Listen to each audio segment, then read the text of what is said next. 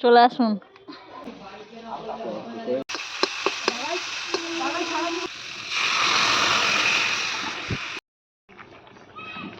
তো এই যে দেখতে পাচ্ছ বেগুন, আজকে হবে বেগুন পোড়া। এই দু ধরনের শাক একসাথে ভাজা হবে, আর শীত তো পড়েই গেছে। তো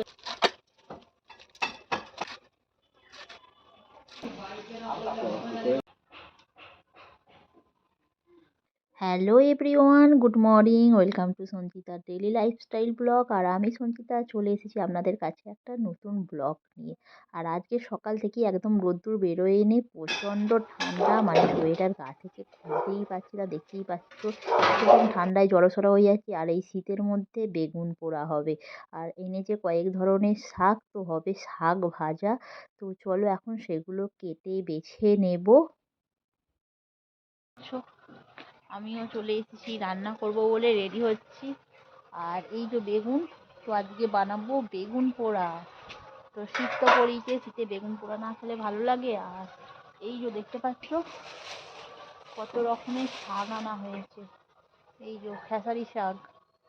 তো শীত তো পড়েই গেছে, আর এই যে আজকে হবে খেসারি শাক দিয়ে পালং শাক দিয়ে ভাজা। আর এই দেখো কি সুন্দর কচি কচি খেসারি শাক।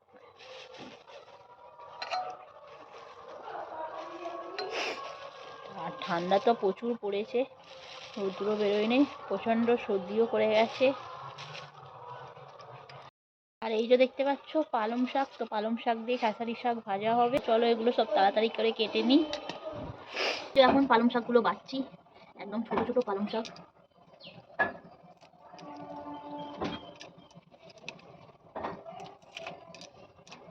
দেখতেই পাচ্ছ একদম পালং শাকগুলো ছোট ছোট, আর একটা একটা করে বাছতে হচ্ছে। প্রচুর কাদা আর প্রচুর আছে ঘাস, দেখো এত ঘাস। তো ঘাসগুলো ভালোভাবে বেছে পরিষ্কার করে নিচ্ছি, তারপর পরে কেটে নেব।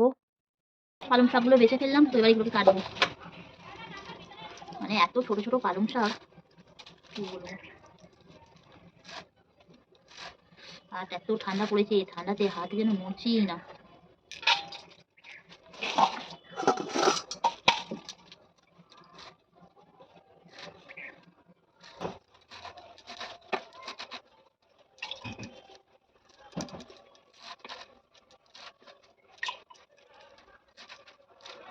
কড়াই শাকটা, এবার কড়াই শাকটা কাটবো।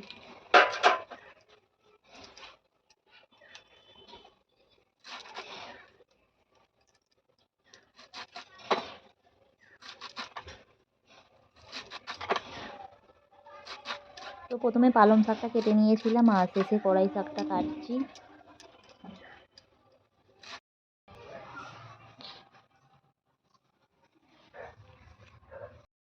এরকম না ধরলে উনুনে কাজ হয় নাকি? না, ধরে গেল। ঠাকুমা আগুন পুড়বেন নাকি? শীতকালে তো সবাই আগুনই পোয়ে, বলুন, পুড়ছে না রাস্তাঘাটে?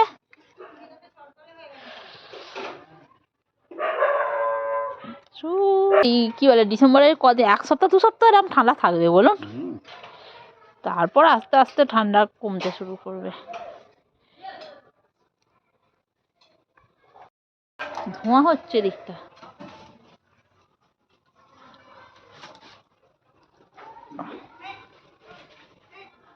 তো হয়ে গেল বেগুন পোড়া, দেখতেই পাচ্ছেন গরম গরম ধোঁয়া উঠছে। আর এদিকে ডালটা বসিয়ে দিয়েছি, মসুর ডাল হচ্ছে, সাথে দু একটা কড়াইশুঁটিও দিয়ে দিয়েছি। তো দুটো একসাথেই দিয়ে দিয়েছি সিদ্ধ করতে।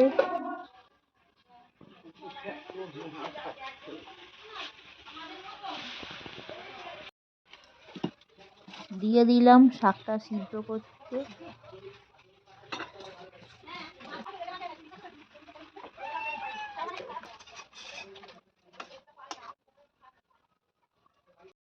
তো ফাইনালি শাকটা সিদ্ধ হয়ে গেছে, আর শাকটা এবারে ভেজে নেব। কিছুটা শুকনো লঙ্কা দিয়ে দিয়েছি, আর শুকনো লঙ্কার ফোড়ন দিয়ে শাকটা ভাজবো।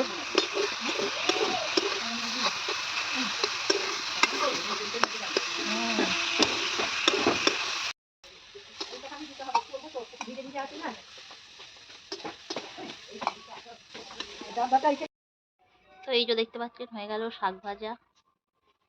রেখেছিলাম ডালে ফোড়ন দেবো, এই যে তেজপাতা দিয়ে দিলাম, আর এই যে দুটো শুকনো লঙ্কা।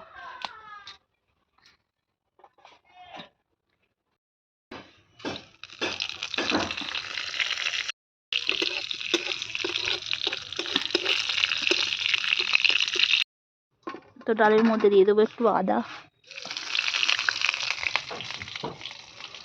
এই যে এখানে টমেটো আছে,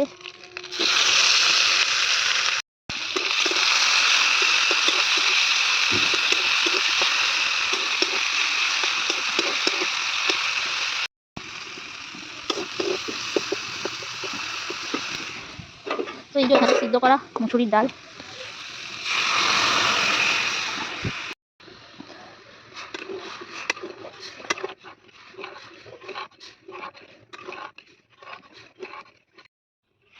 তো এই দেখো ডালটা এবার ফুটে উঠলে একটু ধনেপাতা ছড়িয়ে দেবো। আর শীতে এই ডালটা মটরশুঁটি ধনেপাতা টমেটো দিয়ে ডালটা খেতে খুব সুন্দর লাগে, আর গরম গরম ভাতের সাথে যদি এরকম ডাল হয় খেতে আরও জমে যাবে। তো এই যে ডালটার কালারটাও বেশ দারুণ হয়েছে। এই যে একটু ধনেপাতা দিয়ে দেবো।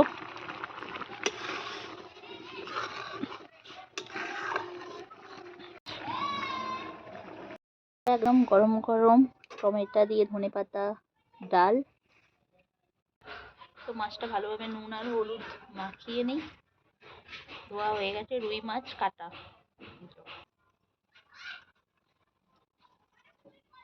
কড়ার মধ্যে দিয়ে দিয়েছি তেল, আবার এটাকে ছেড়ে দেবো।